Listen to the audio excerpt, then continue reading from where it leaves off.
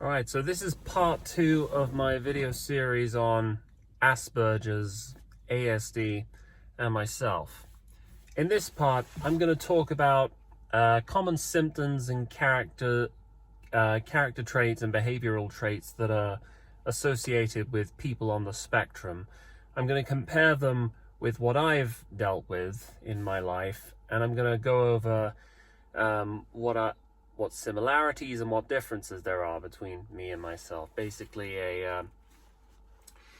I'm describing myself as basically a case study of all the symptoms and traits commonly associated with ASD, and a personal insight into my life and what that's been like. So, there's a lecturer and professor who's quite knowledgeable about the subject of autistic spectrum disorder. His name is Tony Attwood, and he released a YouTube video called "Could It Be Autism?", which is essentially a 10-minute lecture about the differences and the unique challenges that children with ASD face.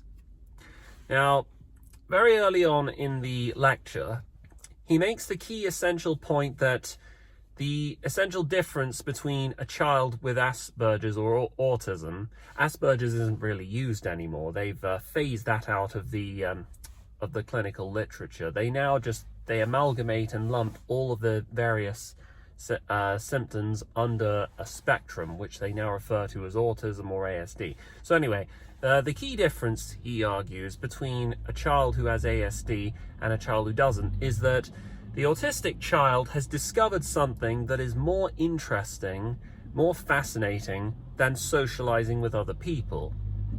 So this is the first well-known symptom of ASD: difficulty functioning in social settings. And yes, this would absolutely, definitely describe me in a nutshell. So from my earliest days, I remember I was always off in my own little world. I didn't really have the capacity to reflect on how different I was because, like all children, my desires, my needs were very simple. If I wanted to play with other people, well, often I wouldn't see the point in taking part in any of these bizarre social rituals like asking if I can do this or do that, or paying attention to and waiting for social cues or things like that. So I did get into a lot of random scraps with other boys, when I was very young, and I did get into a lot of trouble, but it didn't really bother or faze me. Obviously, I was different back then, but I hadn't yet unlocked the level of self-awareness to understand how different I was. So I was very much in a state of bliss. And ignorance is bliss, as they say. And one of the main reasons why I was so different is because of my compulsive daydreaming addiction. So I mentioned in my last video that there's a condition which is said to be largely comorbid with people with ASD, and I think possibly ADHD as well, called maladaptive daydreaming. Maladaptive daydreaming is exactly as it sounds. It's a form of compulsive daydreaming where it is so common you basically can't focus or concentrate on daily tasks. I think if I'm to look back at my life objectively, I would say 60 to 70% of the time, maybe even more than that, I'm in some kind of daydream or fantasy. It's really pleasing. It's really pleasant and enchanting to be lost within my own thoughts. And it's so normal. Most of the time when I'm daydreaming, I'm not even aware that I'm doing it. Much like people with narcolepsy who fall asleep with very little awareness that they're doing it. Or if you've tried staying up late to the point where you're so tired you'll nod off and fall asleep without even remembering how or why you did. Well, with me, I feel that is how natural, that is how common daydreaming is in my life. I'm not happy with the fact that I keep doing this. It's not a conscious choice, because there have been many attempts I've had, many unsuccessful attempts I've had in order to control and curtail my excessive daydreaming. I've tried mindfulness meditation, and meditation, it's a lot more complex and a lot more difficult than people give it credit for. It's essentially, in meditation, you are meant to commit your entire focus and attention towards the rhythm of your breathing, and you're not allowed to let your mind wander. If your mind wanders, you're supposed to take note of the fact that it's wandering, and then let that go. That's how they say it. And then focus your attention once more on the rhythm of breathing. Now, each time I've tried doing that, one reason or another, I gave up frustrated and demoralized because I just couldn't manage it. And I think I've gone well past the point of accepting that this is just who I am. I didn't ask to be like this, but this is the way things are going to be for the rest of your life. You might as well just accept it. You've tried many times to change your ways. It hasn't worked. If you try again, the same thing will happen as last time, so there's no point. Just accept that there's going to be a cap, there's going to be a ceiling on how much you can accomplish, because these daydreams, they're highly addictive. They're impossible to escape from. So that's just the way things are. Now, I would say people might say that being a daydreamer means that you're more likely to be creative. And I guess I suppose a lot of the great creative personalities in history must have been able to visualize or hear their magnificent creations in their mind before they were able to put pen to paper and make them manifest into the world.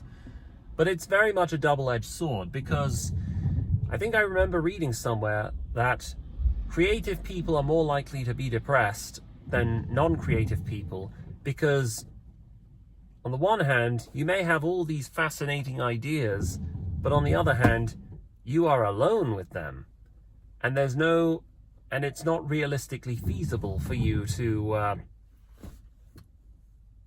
make them come to life. And that's another thing, because I just don't have the motivation to make my daydreams reality. A lot of the time, my daydreams now, they can come in various different forms. A lot of the time, they are songs. I do like composing music, but my ability to generate ideas in my head vastly outpaces my ability to produce them. I just simply don't have the motivation to make them manifest, to make them reality, to produce tangible results from neurological or synaptic connections that start up here. And that is very much a curse for anyone with a surface level understanding of what it means to be a creative personality. I tell you, the unstable genius, and no, I would not call myself a genius. I refuse to use the word genius and me in the same sentence, because I've got nothing to show for it. I'm someone who's creative but with nothing to show for it, basically.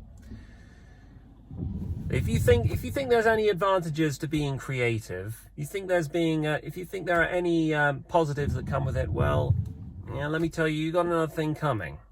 All right. Anyway, that's the second thing, daydreaming. So the third criterion I want to talk about is having narrow and obsessive interests. Now, this is pretty self-explanatory. When I was a very young boy growing up, I remember everyone was obsessed with things like football and pop culture.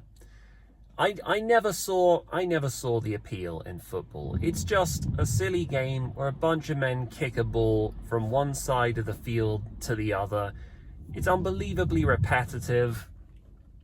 I'll never be able to understand the the excitement and the rapturous joy that people exhibit when a goal is scored.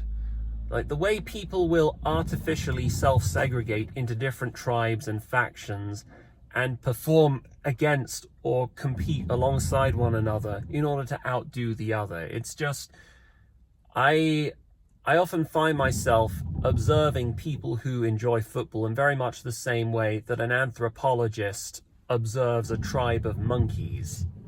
It's fascinating on the one hand how people can break into fights or spontaneous chants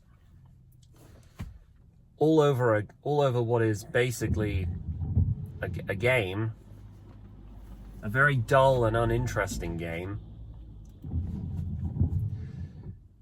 And I had to, growing up, I think I kind of learned that I had to pretend, or at least I had to force an interest in football, or at least pretend to be interested. I think the first time I actually started, well, putting on an interest in football was probably around 2018 during the World Cup.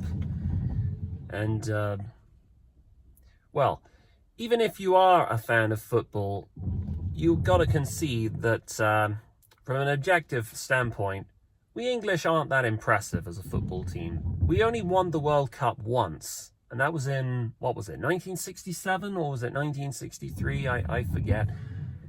And we came pretty close in the 2018 World Cup, but then we got beaten in the semi-finals by Croatia, and just like that, I abandoned any pretense of being a football fan. Maybe if England wins the World Cup, maybe then I'll something will turn up. But in the meantime, it just seems like a bizarre social ritual where I have to give a conventional answer in order to be respected and appreciated.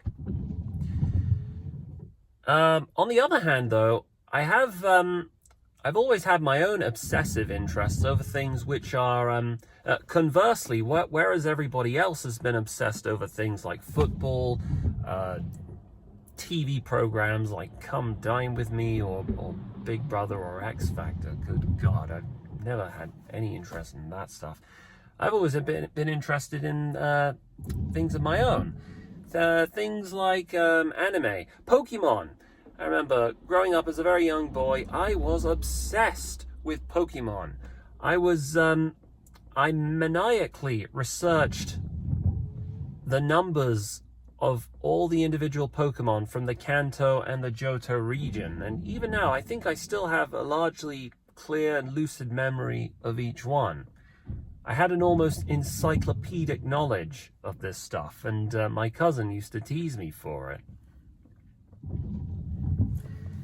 It's lots of people like Pokemon, obviously, and anime is attracting more and more people.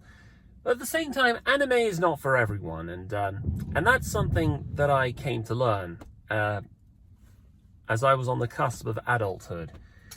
Now, one of the painful things I remember learning is just because you are obsessed with one thing, it doesn't mean everyone else is, and you have to be mindful of this when you're talking with them. You have to consider the possibility that your intense, passionate interest for one particular thing may not be reciprocated, and you may end up making yourself look a bit weird. Speaking of that reminds me of one thing I used to do when I was 14. I was obsessed with this rock band, Coldplay. This is back when they were quite fresh and original, you know, before the last good album they ever released was Milo Xyloto, and ever since then they've just mainstreamed. They sound like literally anything else you would hear on the radio, and it's really heartbreaking. But yeah, but back then I used to actually sing or hum their songs in class. Now, you can imagine how annoying that must have been for all the other kids. It just wasn't possible for me to think, hold on, maybe not everyone else likes Coldplay. Like, the thought didn't occur to me. I guess my thinking must have been, this music is so good. Everyone needs to know how good this music is. Like, who would have an issue with me singing it, right? Sometimes even now, I look back wistfully on those days where I had such unabashed confidence in my own personal interests and hobbies that I didn't feel the need to self-censor for anybody else's sake. My unbearable naivete. It's, hold on, I need to fix this camera angle.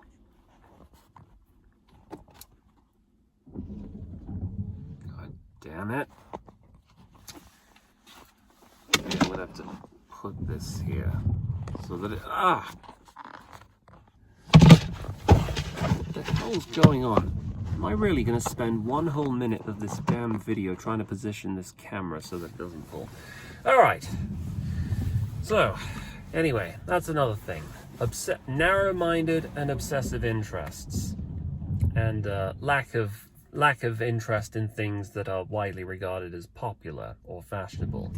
Now, the fourth matter I want to get into. Overstimulation and hypersensitivity. These two things are connected, but I'm going to explain how they're different later. So, as I mentioned in my last video, one comorbid condition that is widely associated with autism is ADHD, Attention Deficit Hyperactive Disorder. As I explained in the last video, ADHD is essentially caused by a multitude of factors, the main one being a diminished prefrontal cortex. The prefrontal cortex is the region of the brain that's associated with impulse control and future-oriented planning. So people with ADHD struggle to make commitments for the future. They very much live in the now. They're hyperactive. They feel emotions like anxiety very strongly, and they can never sit still. Now this would definitely be, you would definitely be correct if you were to assign these sort of traits to me, because I was very hyperactive as a young boy. I had a lot of energy, more energy than I knew what to do with. But overstimulation is another matter. So it's often been said of autistic people that they are especially receptive. They're extremely sensitive to visual and auditory stimuli. A lot of this has to do with how they react. I think one of the reasons why autistic children throw tantrums as children is because they become overstimulated. Parts of the brain that specialize in regulating strong emotions like stress, worry, fear, etc. are inhibited. So when they feel anger, it's in an extreme uncontrollable wave and they don't know how to handle it. And this, as I understand it, is the reason why a lot of autistic children have tantrums. In fact, calling it a tantrum isn't really, I don't think that does it justice. I'd say it's very much, it's a dysregulation of extreme human emotions, and it's uncontrollable more or less in the same way that having a seizure or an epileptic fit is. Because you've got to understand, autism is a disorder. You know, there are things in the brain that are not wired correctly in comparison with normal people. That is why they have difficulties functioning in the real world. Anyway, getting back to the matter of overstimulation. Now, growing up as a young boy, fortunately, I didn't have it as bad as many of the other autistic children who we commonly see having meltdowns or tantrums that you can see on YouTube. You know, like those candid footage of little boys having a tantrum or shouting when they're in the mall because they're overstimulated by all the crowds of people and the noise and so on. I didn't have it like that. However, I do distinctly remember that I was especially vulnerable to visual and auditory stimuli. One particular example of this is I was terrified of fireworks as a little boy. Most people I knew were not frightened of fireworks. They were able to calmly observe, even with awe and enchantment, the bright, vivid explosions in the sky. But for me, it was so terrifying. I might as well, for all I knew back then, I might as well have been a child from 1940s London in the middle of the Blitz, because I felt like the whole sky was going to come down and we were under attack. I would run and hide. I would bawl my eyes out. It wasn't until I was in my mid-teens that I finally began to appreciate fireworks. Or wait, no, 12 or 13. It wasn't until then that that my fear of fireworks finally began to cease. They were pretty frightening.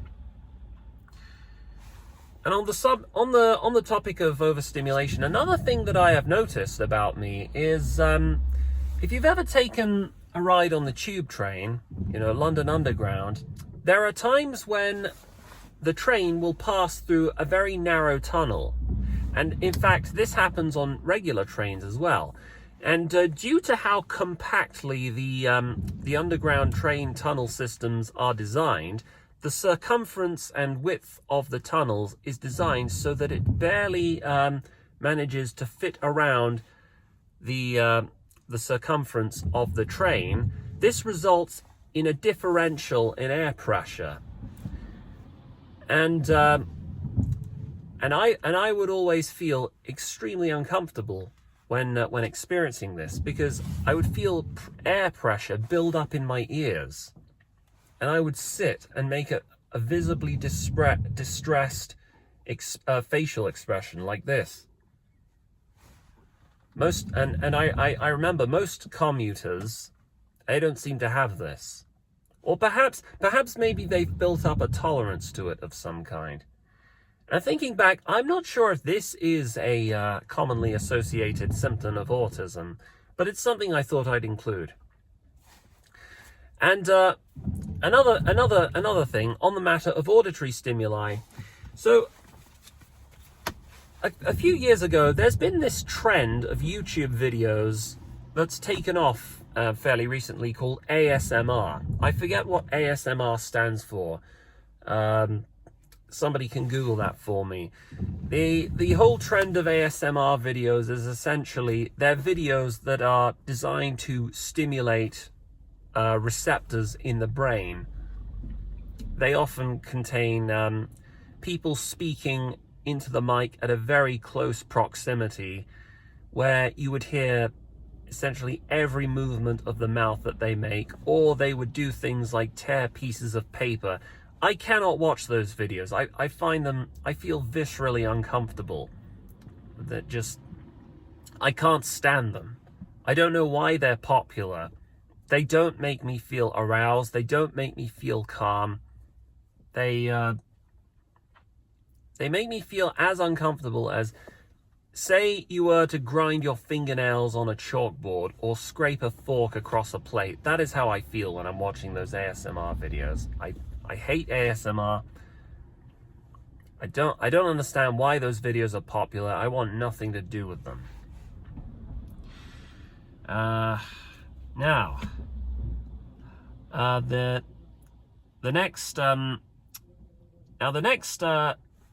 next trait I want to get into, and this is one that sags from overstimulation, hyperempathy. So, one commonly held myth or view about autistic people is that they lack empathy, that they're callous, they're socially aloof, that they lack empathy. The reality is a little more complicated than that. Autistic people can appear as though they lack empathy because they act in ways that makes them appear aloof, oblivious to other people's feelings. The reality is that many autistic people they're socially blind. They are impaired in their ability to understand and recognize emotions that other people are having, what other people are feeling, and this makes them appear cold to other people. But the reality is that in much the same way that autistic people are extra sensitive to noises, sounds, and visual stimuli, I also believe, based on what I've observed and from what I've experienced, that autistic people are also higher, elevated in empathy, and this is mainly due to the mechanisms of the same disorders of the brain that lead to them being extra sensitive to visual and auditory stimuli. I don't know if hyperempathy is a real word that's been coined for this, but I feel like it may as well be. So, and yes, I do have this, and I always have. There's many examples of this that I can give. I don't know if any of you have played those video games where you're essentially given different choices, where you can choose to do good things or you can choose to do bad things. The last one I remember is Fable 2. Fable 2 is one of those action-adventure games. It's also one of those fantasy games where you can defeat monsters and gain magic spells and you get weapons and all that. But throughout the game, there are moral and ethical choices you can make. You have the option of becoming greedy and selfish, or you can become noble and virtuous. But each time, even if I'm in a position where the logical thing to do is something that's bad, something that's selfish, I still have difficulty doing it. I feel like a bad person. Even if, you gotta understand, on a fundamental level, I'm not inconveniencing or screwing anybody over. We're talking about an NPC, a line of code in a video game. Yet my mind cannot make the distinction between treating a real person badly for my own ends and treating a line of code, making a choice in a video game. And that reminds me, a decade or so ago, back when I was in my mid-teens, we had these lessons called RE, religious education. Well, religious education, but it was one of those broad social subjects where they tried to inculcate you with knowledge of ethics, morality, and how people behave and so on. And we were reading this story about this middle-aged woman who purchased a chocolate bar, a Kit Kat. She sat on the tube train.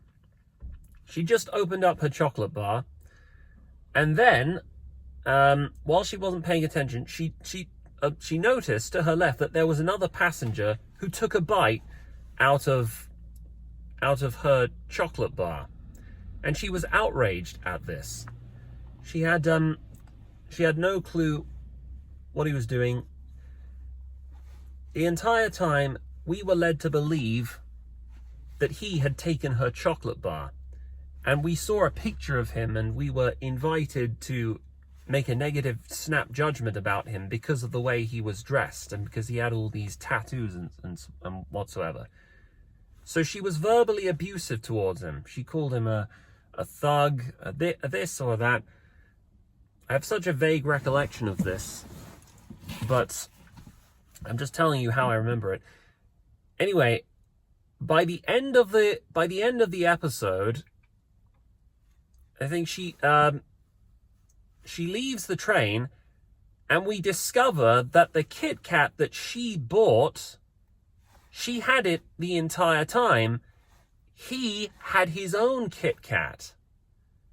So, essentially, the moral of the story is she'd made a snap judgment on another person based on a false conclusion that she had jumped to. And after hearing the story, and I also remember she took his Kit Kat and she swallowed it whole, thinking it was hers. And she left the train feeling like she'd scored a massive victory. But in reality, all she'd done was she completely screwed this young man over. She made a number of negative aspersions about him because of his looks, and she mistakenly stole and confiscated his Kit Kat thinking it was hers. And I remember, after hearing that story, feeling so uncomfortable. Even though this was basically a fictional story, it was designed to stimulate a conversation in the classroom about how to judge people and what not to do. But I felt so bad. I felt as though it may as well have been something that I had done. I don't know if this is normal, but that's sort of an insight into how emotionally reactive I am.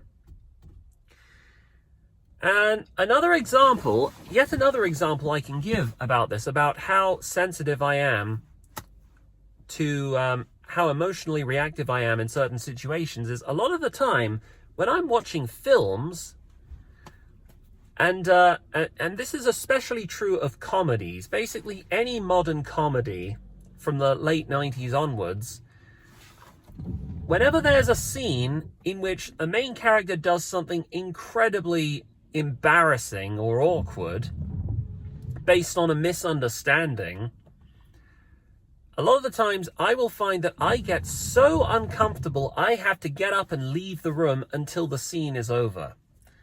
Like, for instance, this one scene, there's this American comedy film called School of Rock starring Jack Black, and there's one scene where Jack Black, well, the character's name is Dewey Finn, he's addressing the parents of the teachers who's been teaching. He's actually been teaching them how to learn rock music. He hasn't been teaching them actual, education stuff that's on the actual educational curriculum. And they're all throwing these aggressive questions at him. And then he comes clean to all of them and admits that what he's really been doing is teaching them how to rock and roll. And he says, I've been touched by all these kids, and I'm pretty sure that I've touched them as well. I felt so uncomfortable. I had to bury my head in the pillow and block my ears out until the scene was over. And there's been so many other films. There's so many other. God, I cannot tolerate most modern comedies. Some of these shows are just like The In-Betweeners. Any of you who are familiar with The In-Betweeners, I cannot watch that show. Not just The In-Betweeners, Peep Show, or It's Always Sunny in Philadelphia, which is an American show, which I think is I think this kind of comedy, it's been labeled cringe comedy. Cringe is the word, believe me. This is what I can't stand about most modern comedies. See, most modern comedies, ever since the 90s, with David Brent and The Office, Ricky Gervais, I feel like most modern comedies of nowadays are basically summed up in the following manner. Are like this. Awkward people getting into awkward situations by behaving awkwardly. I understand that there's a very big niche market for this kind of stuff. Lots of people enjoy it, but I cannot stomach any of it. For the same reason that I used to be terrified of fireworks, for the same reason I feel distressed when I hear those little movements in people's mouths, when I watch those ASMR videos.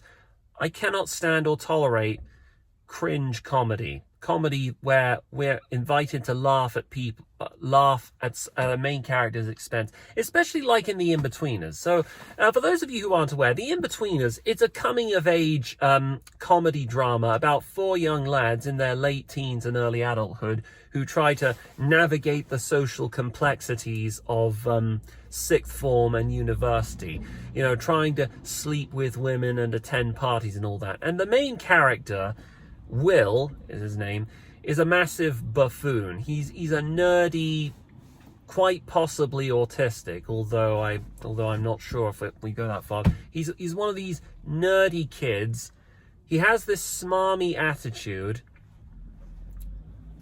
and a lot of the time he ends up getting into trouble just by acting and behaving the way he does, because he has very little self-awareness. The entire time we're invited to laugh at Will's expense because he gets himself into trouble most of the time. But I can't bring myself to do that because when I do watch scenes, like the scene where Will goes on, like the scene where Will is assigned work experience and he works for a car garage, where he's surrounded by a bunch of working class car mechanics, and he basically insults all of them and acts all snobbish and stuff like that. So they all get revenge on him by taking his clothes off and chucking him in the lake. I can't laugh at that. I don't find that funny because that invokes real trauma for me of my buried in my own personal experience where I've landed myself in difficult social situations based on things that I've said or not said. So on principle, I don't find it funny. I find it painful and traumatic. I prefer comedies that are a bit more old-fashioned. Things like Blackadder. Blackadder's such a funny show. Yeah, there are times where the main characters do silly things that get them into trouble. But because of the atmosphere, because of the jolly, light-hearted atmosphere, you know, the canned laughter, the cinematography, and the melodramatic and performative delivery, you know that it's fictional and you're invited to laugh along. I'm gonna have to add more to this later on because I got to do my collection now. But yeah, there's more things on the list that I need to get off my chest with you. All right, so continuing from where I left off, the next criterion that I want to focus on is this one's rather interesting. Preoccupation with one's childhood. Children's cartoons, in fact. I think I remember seeing this video floating in my recommendations called The Link Between Sonic and Autism Explained. And what this made me think of was this infamous internet sensation. You may have heard of him by the name of Chris Chan. Look, I'm not going to pretend that Chris Chan is representative of all autistic people, but he does fall somewhere on the spectrum, whether we're aware of this or not. And yeah, I don't think going too deeply into what happened with him is helpful to our discussion. But what's interesting, what was remarkable and noteworthy about Chris Chan is that even though he was technically a fully grown adult, he was very much, well, throughout his entire YouTube career, he had the mind of a child. His whole channel was oriented towards his childhood obsessions, which were Sonic the Hedgehog and Pokemon. Hence his cartoon creation, Sonichu. So perhaps this is to the nth degree. This is a huge exaggeration and oversimplification, but it's often been remarked upon that autistic people have a range of interests that normally one would consider for children. I think for one notable example of this is the My Little Pony fandom. Now, I remember we used to have videotapes of My Little Pony, you know, the original, the cartoons by Hasbro. Funny, back at the time, I must have been 6 or 7. I remember thinking, yeah, this isn't really for me. But being an adult now and coming to terms with the fact that there's a whole community of adult, mostly men, who are part of this.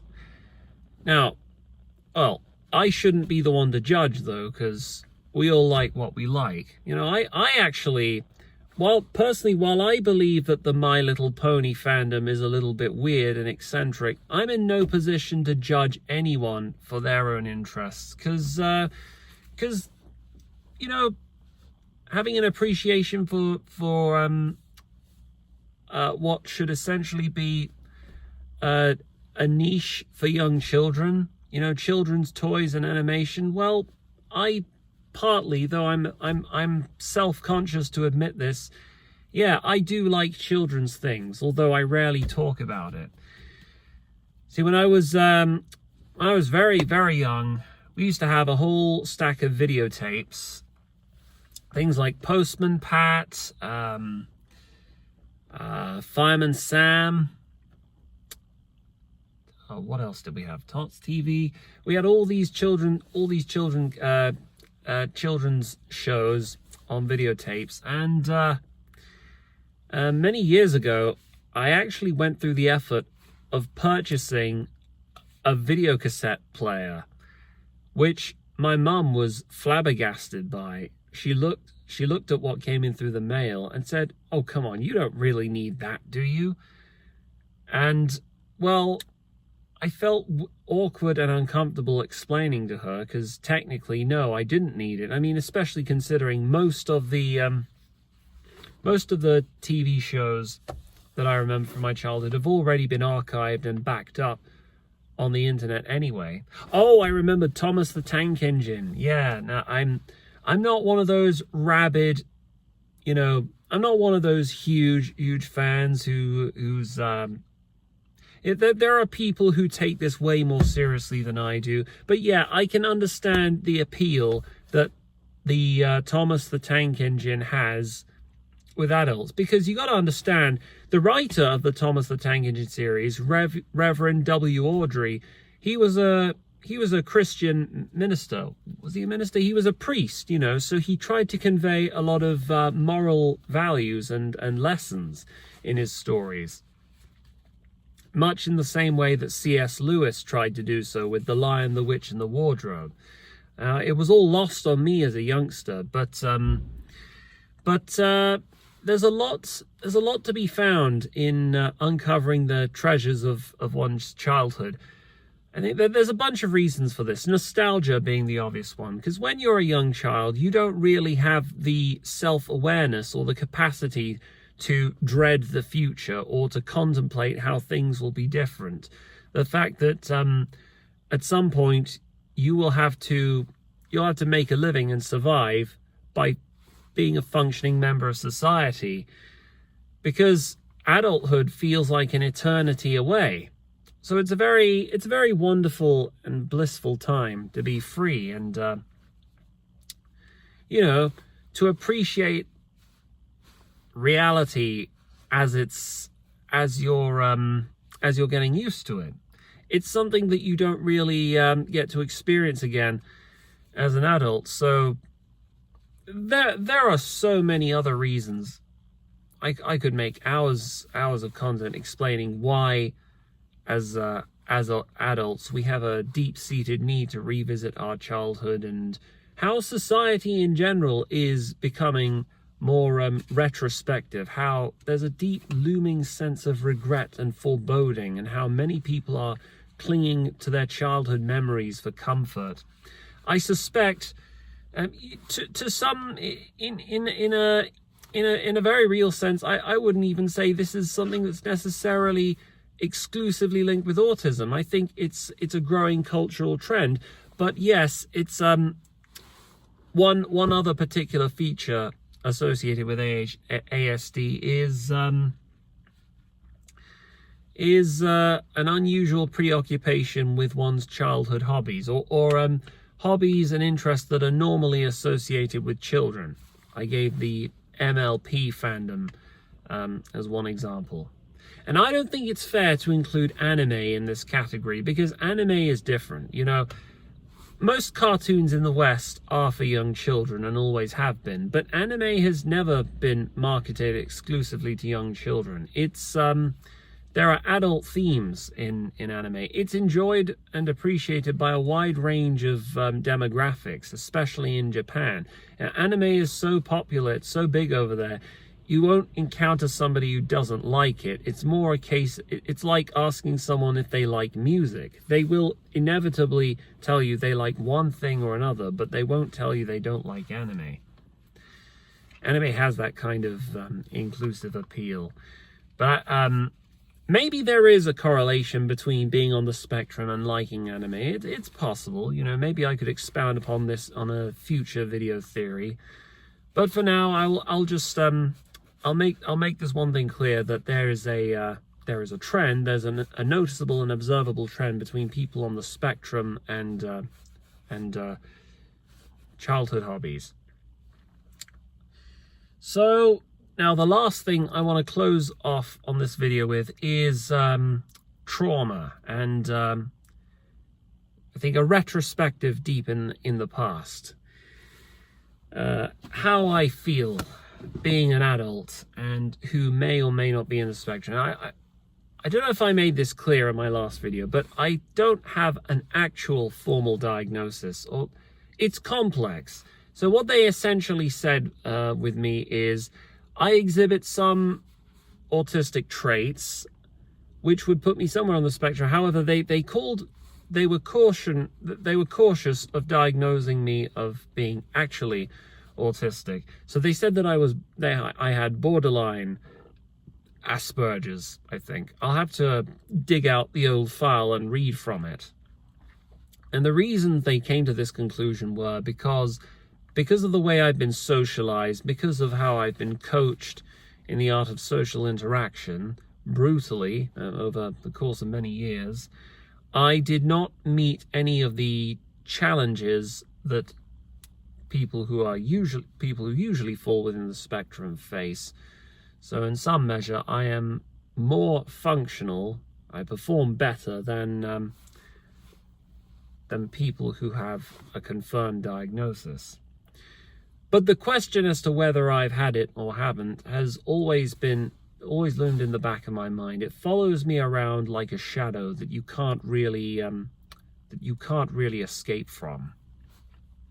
And every now and then I always have experiences that remind and reaffirm to me that it doesn't matter how well I perform, it doesn't matter how well I come across, I'll never truly be normal. There will always be a ceiling or a cap on the things I can and cannot do. There are aspects to my personality and how I see the world, how I react in certain situations, that I will never be able to contain or control. It will always be an uphill struggle, me trying to play the game, in a sense. And while people may take a look at me and think, well, you seem to have done very well. I mean, look at you. You can hold a conversation. You can understand things like metaphors. You can perform complex tasks. You can function in society to the extent where you can hold a job, and most people can't manage that. You don't need care or assistance. But none of that means that I'm normal. It doesn't mean that there's a big hole deep within my heart that will likely never be filled. You've got to understand that this was not a smooth journey, and I wonder if with a journey there's an end destination in sight, but I don't think there will be for me, because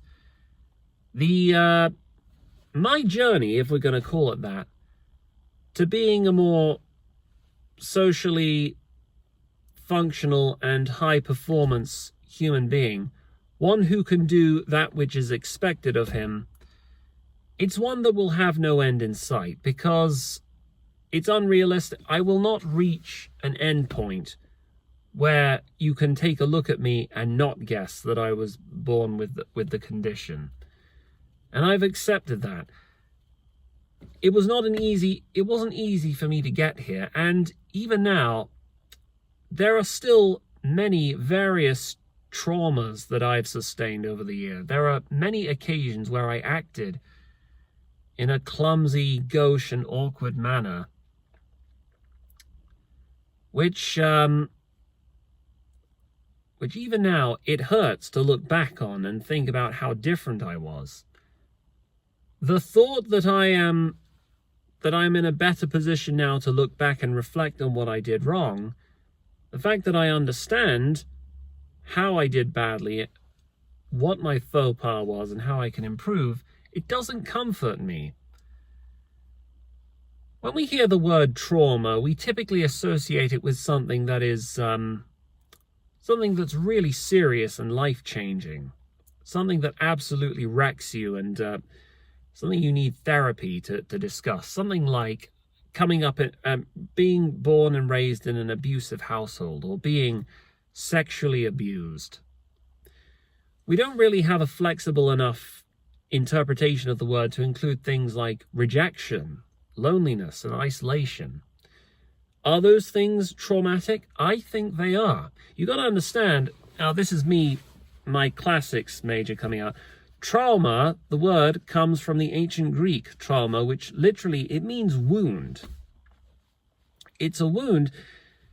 If you face rejection from an early age, or if you're living with this constant fear that if you say the wrong thing, or if you don't say the right thing, you will face isolation, and there are rules in place which are never taught to you. You're just meant to kind of expect and understand them intuitively without it being explained to you. It's inevitable. You will feel trauma. And I know that I've had various traumas over the years, because every now and then, while I'm minding my own business, occasionally my brain will do its thing where I revisit past experiences where I've acted in this way, and it will upset me, it will distress me, like having a nightmare. It serves as a reminder that you're not as perfect as you think you are. If you let your guard down, this can happen again. People will see through you. They'll see how inadequate you are, and they won't take you seriously. You won't get the things you want out of life because you just weren't born to do it. You're an embarrassment. You're pathetic. If you hadn't done this, you're pushing people away, and you'll never have the introspection, you'll never have the knowledge and the powers of reflection to understand why that is. That is your curse, and you've got to live with it. I have these tics, these momentary tics. A lot of the time it's while I'm driving, which is troublesome because you need to be focused while you're driving. Usually what I do when I lapse into one of these moods, I literally smack myself around the face, because that's what I feel like I need to do in order to concentrate. It does feel like, perhaps you think I'm exaggerating when I say that it's traumatic, but I don't know how else to describe it.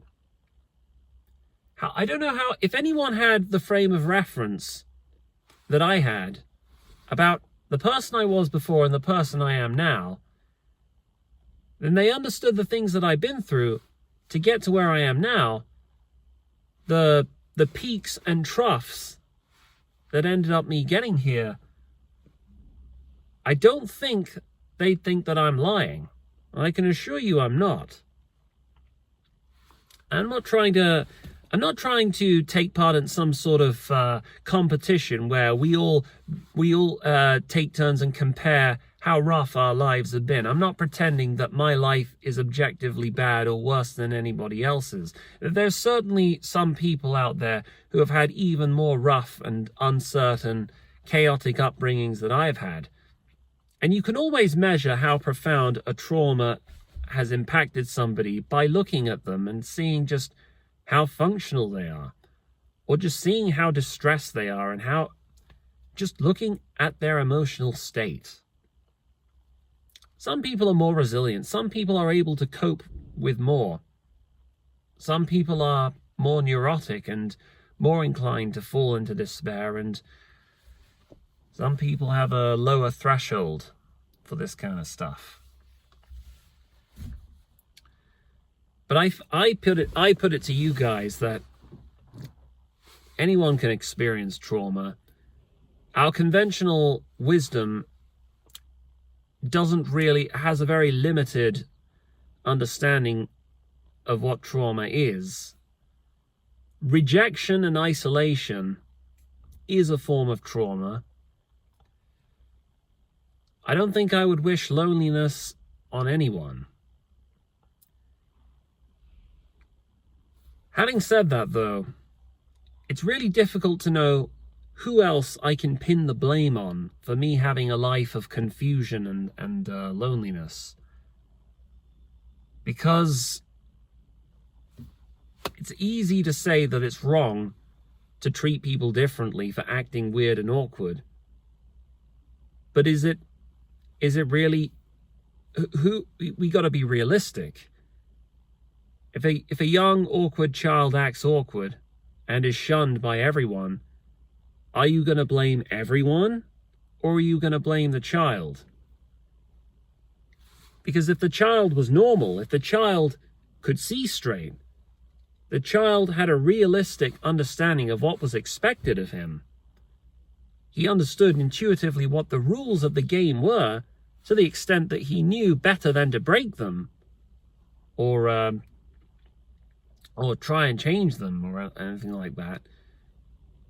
It wouldn't happen. These things happen because we're different. Being different is not always unique and exciting, because we all want to be accepted for who we are. But herein lies the problem. Not everyone can be accepted. Not everyone can find their niche in life. However, I want to go one step further and say it is the fault of no one. If you've experienced loneliness, rejection, it's not your fault that you're rejected, and it's not even the fault of the people who reject you either, because fundamentally I believe that the idea of free will, the idea of the self, it's all a myth. We don't have any control over our actions. The fact that autistic spectrum disorder and ADHD exists is proof of that. These people are different, and they suffer because they're different.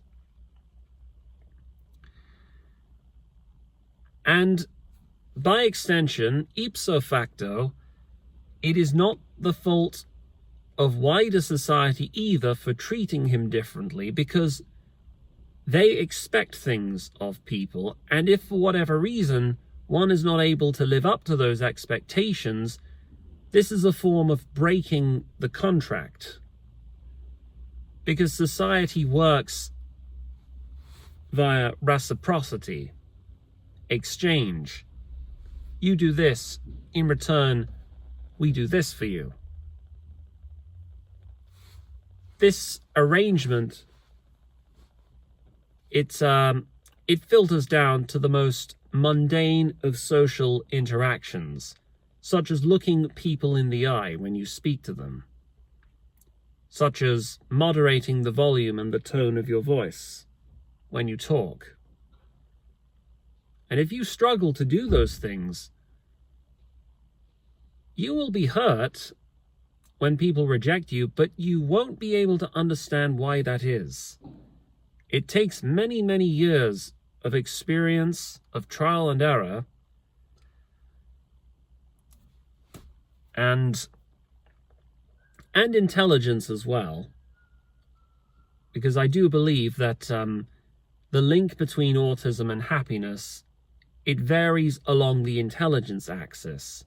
That is to say, the more observant, the more intelligent, the bigger your brain is, the higher your IQ is, the easier time you will have being able to suss out and understand the actions, the thoughts and emotions of other people.